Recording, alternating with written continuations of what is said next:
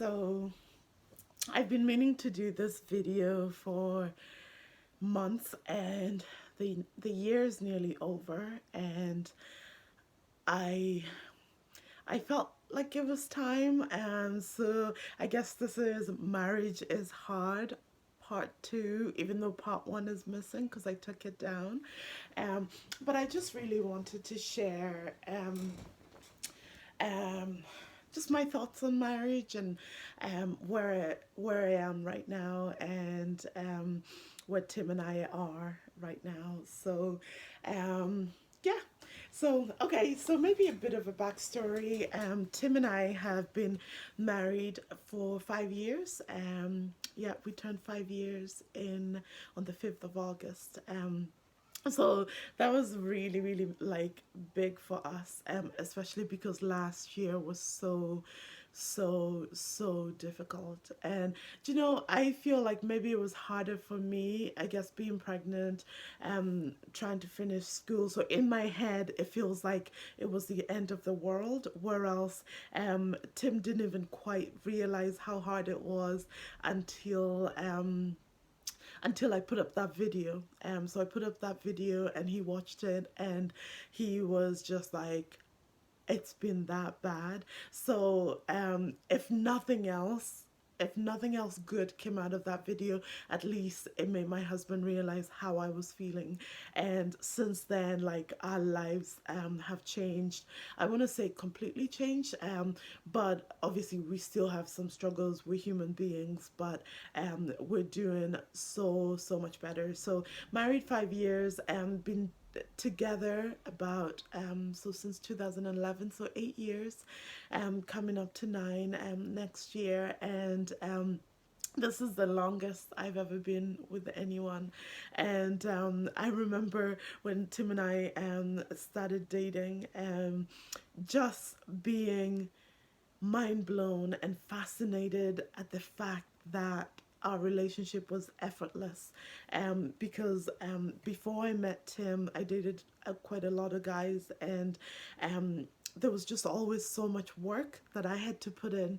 And then there was always like second guessing yourself if you didn't get a text, a reply back.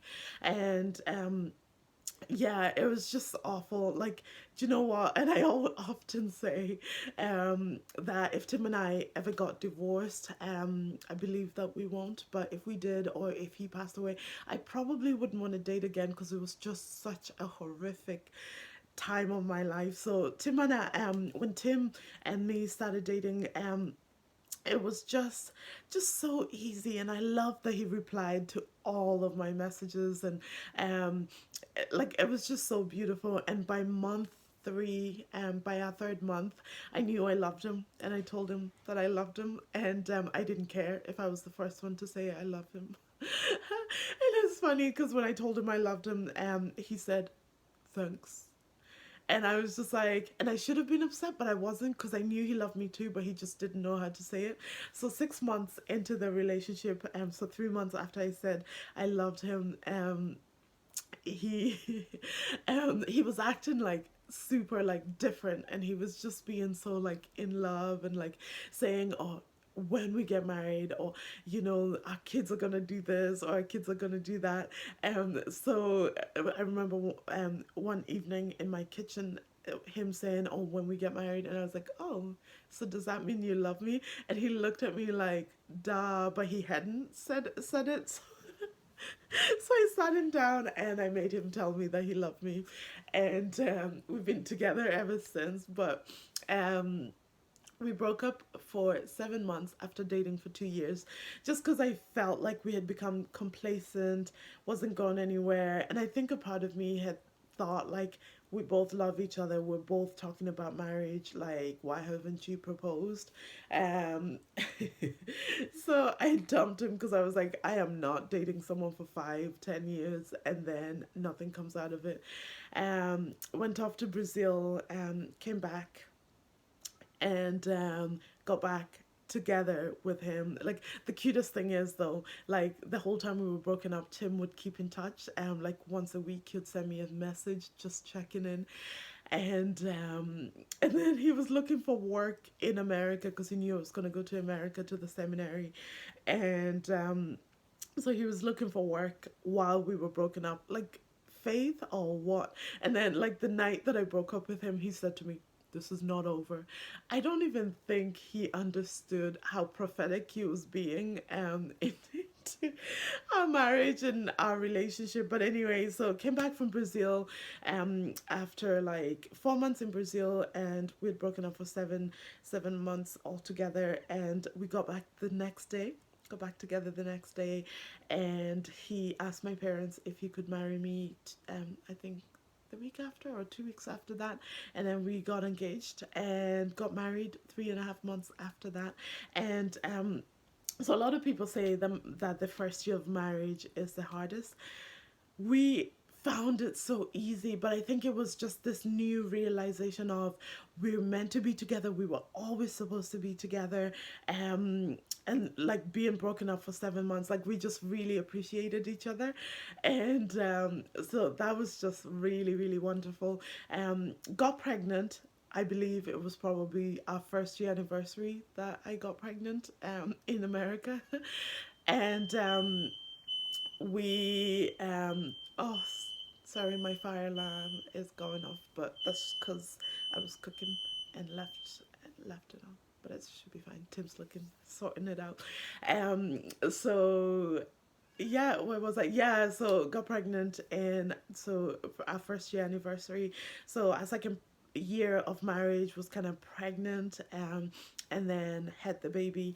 And that was really good. Like being pregnant that first time was just so good. The forgive me, this is not for anyone under 18. The sex was amazing. Like it was just like a whole different level of like just good loving, eh? um so yeah, so that was great. And had the baby, and I think when we had the baby we still managed to work really well together as a team. um like worked really well together, because we were both studying, both working, and trying to raise a child. So there was a lot of like compromising and support for each other. And then the third year, kind of continuing this kind of support together. And I really like, we had a few rough moments, but I'm really sorry.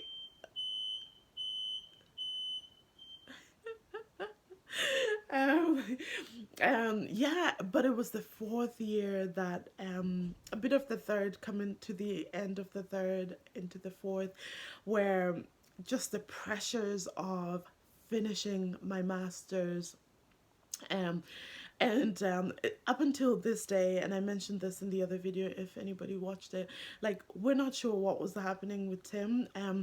Like I've talked to some of my friends who are like psychologists or counselors or whatever, and they say they think he might have been depressed. And I really believe that he was just done with surviving, done with America. Sorry to our American friends. It was just really a hard time for us financially, being far from family. It was just so hard. And he kind of switched off. And then my expectations of him, like, and now that I'm staying at home, I realize how hard um life was for him as well, because he did, even though we were both working, both studying, both raising our son, he spent most of his time with our son because he had less classes. So like, and that's something that I didn't acknowledge at the time, and I guess I felt almost entitled, um because it was hit, because I've always been very, and I guess because men have hurt me, men have left me, in my life, and not just partners or dating partners, but like just people who should have been there for me as fathers and uncles, and you know so I've always been very much like, my husband's not gonna do this, and if he does this, like, just stuff like that. So I've always been very much like women are equal, and we are. So I still believe that, but I've always kind of emphasized it. And poor Tim, um, I can see how I might have kind of just not even given him like any space, or you know I don't even know.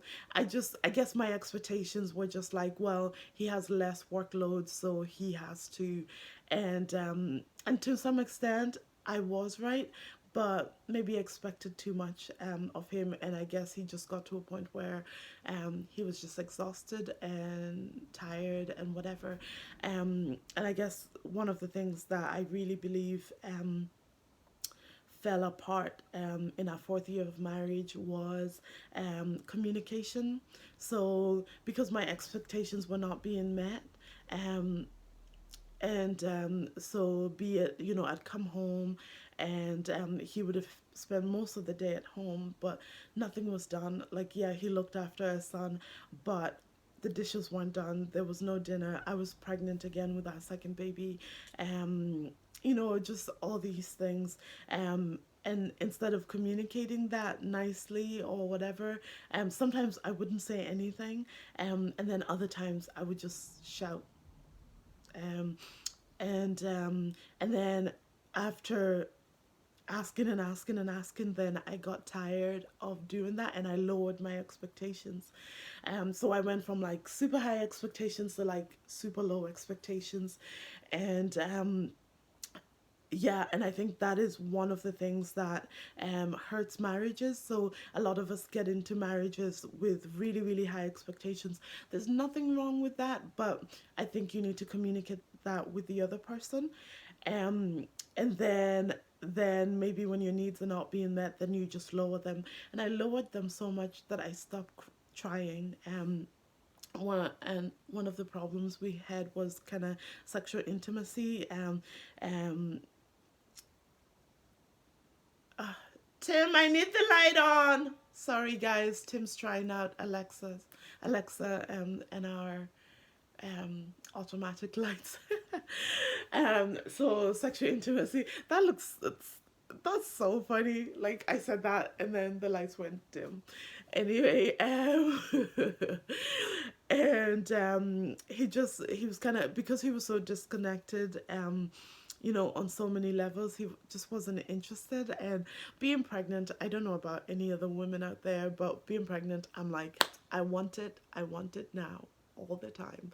But not even all the time. I would have just been happy with like once every few days, but nothing was happening. And because that wasn't happening, I switched off and kind of just I was like, okay, who even needs sex anyway?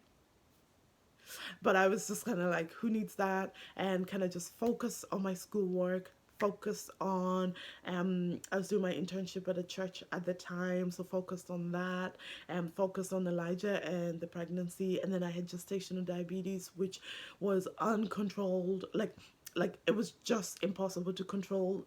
So had to take lots of insulin, lots of injections, and so a lot of stuff was going on. And so I so anyway, my emphasis wants to be expected too much, and when my expectations were not met, then expected too little. I think we need to be somewhere in the middle. So anyway, we graduated. Um, did really well, but my graduation was sad. Like, um, just because, you know, I was like, everybody was like, wow, you done so well, graduated with a 3.91 GPA, you know, after being pregnant twice, and, you know, like, you know, and just life was so hectic, but I worked so hard for that. So people were like really proud of me, but a part of me was just like, you know, my marriage is failing. I just felt like it was the end of the world. Like, honestly, I've never felt, and I think a part of me always thought, like when I got married, and Tim and I always talked about, like, it's me and you, and we're gonna make this work, and we're gonna just love each other and just be there for each other. But then we were both kind of like married but living separate lives, and then because of that, then my relationship with God was struggling, because I felt like I was being a really bad wife, you know, and it was just just awful. So we moved back, and when we moved back, then Tim was all of a sudden like super happy. And I guess for him it was this idea of kind of like conquering, because he got a job, he was working, he was away every day, and he was doing really great. I was so proud of him. I hadn't seen him that happy in like probably about a year or more. Even though he had a job in America, doing IT work, and stuff, but just hadn't seen him that excited and that accomplished. And now all of a sudden he was interested in sex, he was interested in everything else. And but I wasn't, because I had kind of shut my heart, to kind of, it's a defense mechanism, because I didn't want to get hurt. I learned that early on when you're dating, you know, um, just kind of like put up these walls, don't let them get in, don't let them hurt you. um so yeah, so he was like, he thought everything was fine, and I was trying to pretend that everything was fine, because I was like, well, he's kind of back and I can't, and yeah, so yeah, so that was really hard. So that's us, came back and then had the baby, came back to Ireland, had the baby. And that was just the whole experience was just difficult. A part of me wishes that I stayed in America and had my baby and then came back, just because the hospital thought that I had come, that I'd moved all the way from America to come and have my baby for free. And I can see people doing that, but like, I was just like, my passport's Irish. I've lived in Ireland longer than I've lived anywhere else in the world. Like, so that really, really hurt. And like, it was just such a bad experience. And then I just felt all alone, having to look after two kids and all by myself. And it was just so, so, so difficult. And I think because I was feeling so depressed and feeling so low, and then add on top of that, not knowing if I would ever get hired, as a minister, and just all these things just accumulated and affected our marriage even more. So we were trying to be intimate, and it would happen, but my heart was not really in it. And yeah, I just remember just being like, oh, well, I guess this is what marriage is, um,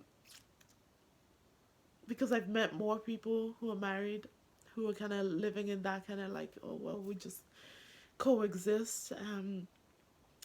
But I knew I wanted more. I've always wanted more. When I thought of marriage, I never thought of like just coexisting with someone, and just for the sake of it, or because Jesus says do not get a divorce. Like, that's not me. Like, I have no problem getting a divorce, or if I felt like I needed to. So that, if I'm being really honest, it come to that point where I'm like, so is this it? Like, and I was like, if this is it, I don't want any more. And yeah, so doing that video earlier this year was just so good. So good for my marriage. I know I got some backlash from some holy people, um, who just felt like maybe I attacked him too much or whatever. But that's how I was feeling. I pride myself in always being authentic, always being real, always being honest. And I think, I believe, completely believe that when God put me and Tim together, and this is something that made me hold on to my marriage, because I fasted and prayed when Tim and I were broken up. Fasted and prayed for 10 days. There's no magic in 10 days. It's just, what I felt, on my heart. And in those 10 days, God made it clear that Tim was the one, and he was always the one, and showed me how my life as a little girl in Kenya had, led me to this, kind and caring, Northern Irish man. Our paths should have never crossed, like, but he just showed me and made it so clear. And out of obedience, and also out of, my love and my growing love for Tim, I, embarked on this journey. It was scary, but I took it, and I really believe that God had brought us together. Um, so that's one thing that really kept me holding on. because I knew. And then every so often, you know, I would catch glimpses of us, the happy us, the yeah, the us of like when we were dating, the us of like the first 3 years, you know, the us, like, you know, and those kind of glimpses of like what is really behind all the pain and behind all the struggles that we've gone through, like that kept me going as well. But I really believe that knowing that God had led me to marry Tim kept me going, and I'm so glad. So when I did that video, backlash, whatever, and then a lot of people kind of being like, haha, you thought marriage was easy, you know.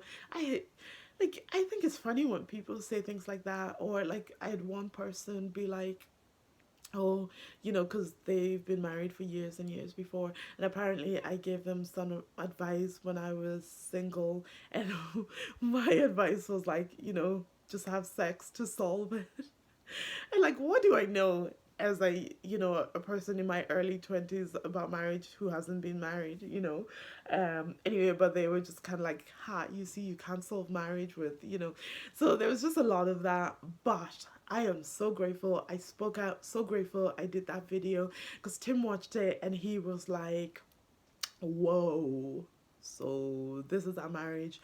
And like, we've just turned a new leaf, like started making more of an effort with the kids, more of an effort with me as a person, you know, like paying attention to me, being there for me, um because Tim's an introvert, and as long as we're in the same room, he feels like we're spending quality time.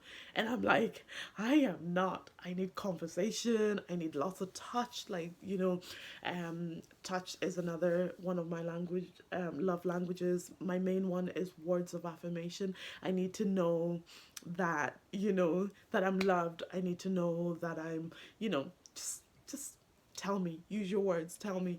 So there's been a lot of that. And then we went to Greece, which was really magical, stressful but also magical.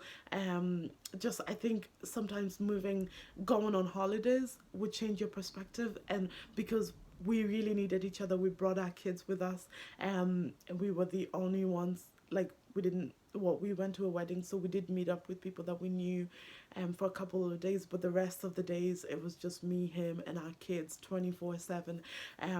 So that really gets you to depend on each other. And then I also got to go away with the kids to Wales in June, which really made me miss him. I was like, I actually miss him. I was like, if I ever left him, I would really miss him, you know. So just had that, and then I've had a lot of like preaching appointments and stuff like that, where I've taken the baby and left him with Elijah, and every time I go away, I really miss him. And I see the value of what he does. So because I do so much in our house, like cooking, cleaning, like laundry, like washing up, like everything, like quite a lot of stuff, because he's at work most of the day. Sometimes I feel unappreciated, and sometimes I feel like I think that I'm doing everything and he is not, but he is in his own way. And like, but it's still frustrating at times when, you know, on the weekends I'm like, okay, I would really love to be like the one that's off. So that's something that we're working off on, where, you know, on the weekend I don't have as many responsibilities as I would during the week. So we're just working and affirming each other. And then another thing that has been very helpful in our marriage is me getting counseling. I really do believe I would love to actually get couples counseling again. Just because I think it's nice to just talk it out, and just in a with a safe person, and just talk out some things. But me getting counseling by myself, and working on, if you don't know my story, and maybe I'll share it in depth. Um, I didn't live with either of my parents, until I was about 11 or 12. And And then when my mom remarried then and moved to Ireland, I came to live with her and her new family. So I've never quite felt like, so I have a lot of abandonment issues and um yeah, just a lot of kind of like, I'm not good enough, I'm not worthy enough, I'm not beautiful, I'm fat, I'm this, I'm that.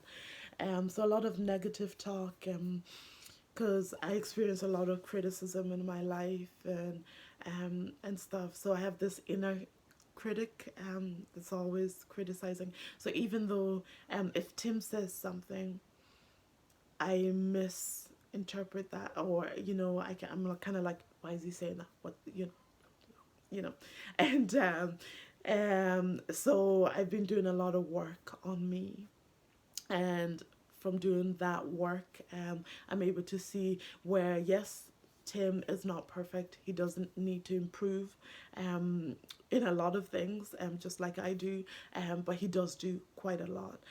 So I'm not doing this video to say that I'm that my other video was wrong. It wasn't wrong. We were going through a hard time. He was slacking in some areas, but he realized that, and he's changing and he's working on it. I'm changing and working on me, and how I talk to him, how I how I relate to him, because like whenever, if something goes wrong, I revert back to men, just use you, men don't love you, men, because these are some of the lies that I've believed from a very young age. And men just take and take and take, and just because some things happened to me as a little girl. The point of this video is, marriage is hard. Marriage is hard. I want to tell you, if you're struggling in your marriage, yes, marriage is hard. It's a lot of work. But and I'm not telling you that if you're in an abusive marriage you should stay. Please don't. And actually, oh, another good thing that came out of doing my first video is that a friend of mine was in a really bad marriage, and she contacted me, and out of like talking and praying together, we actually realized that she was really being abused.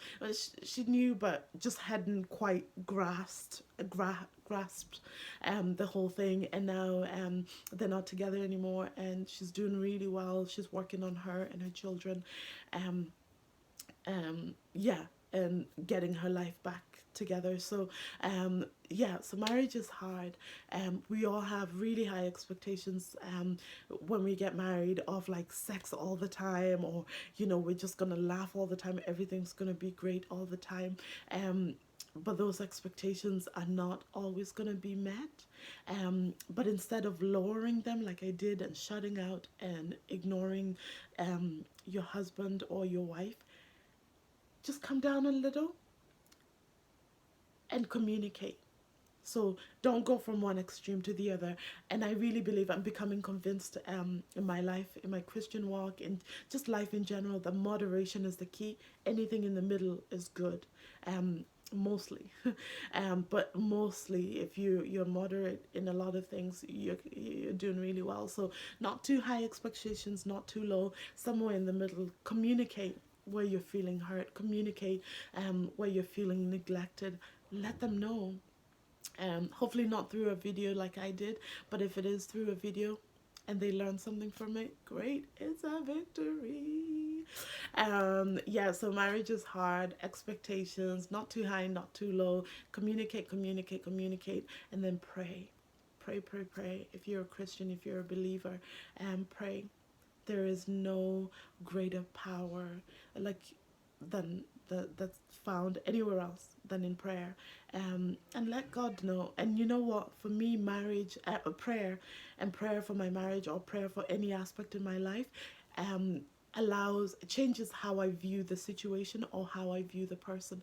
So when I started praying for Tim, I started seeing him as my friend, and the way God sees him, rather than this annoying man that I was married to, or this enemy. I got to a point where he felt like an enemy to me.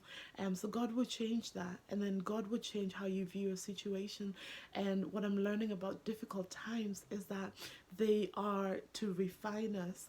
Obviously God doesn't send them, but he allows them, and when he does, it's because he knows you're gonna grow, you're gonna come out looking like gold.